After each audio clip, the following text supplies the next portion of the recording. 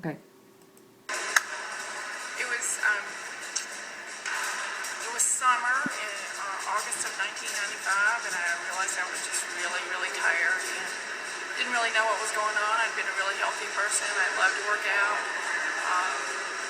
I ended up with some bruising, went to the doctor. She did blood work. I found out I had leukemia. I was like shocked. I did not hardly know anyone with cancer.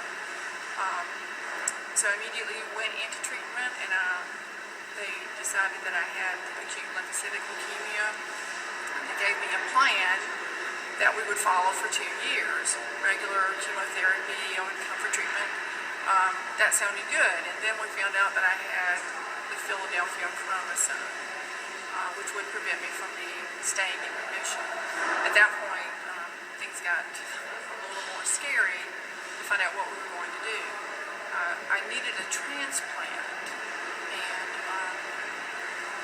at that point my insurance company stepped in and told me to go to Johns Hopkins.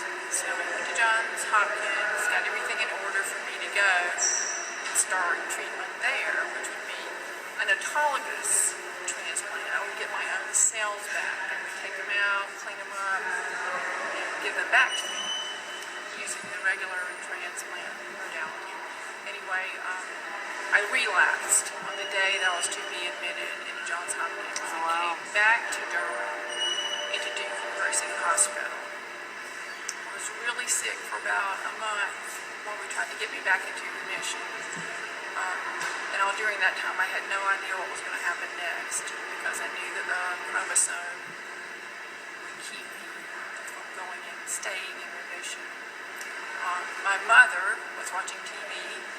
She saw on the news where cord blood was being used to transplant leukemia patients. She called me in the hospital. I immediately called a friend who found the doctor who was doing it, who turned out to be at the hospital I was in. So from there, things really speeded up. I was taken as a candidate for cord blood. I was at this stage where time was of the essence. We needed to do something really fast. Cord blood became the best choice at that point for me. Hadn't really been done on adults too much up to this point, but it was my only chance to survive. And so we started the procedure. The last week in April of 1996, and about 7 weeks later, I was out of the hospital, and I've been well ever since. Cord blood donation, which has been happening in selective centers around the country for the past 10 years, has created a new resource for patients who are in need of an unrelated donor for transplantation. But we need more donors, and it's very expensive to set up sites as collection sites, which is the model that's operative right now. And so we had the idea that maybe if moms anywhere could donate, not by setting her hospital up as a site, but through a kit that she could partner with her OB or midwife to use, that would allow interested moms to donate all over the country, and maybe someday all over the world. So we initiated a pilot with the National Merit Donor Program and 2 other cord blood banks, one at MD Anderson and one at in San Antonio at the Texas Blood Center. And we are all together piloting a project to see whether kit donation is feasible. And that really means, can we get enough good cord blood units to put into the bank when moms donate from a remote site? It's going to work really by being mom initiated, which we think is incredibly important. Moms will contact one of the 3 banks, either by phone or through their website, to say, I want to be a donor.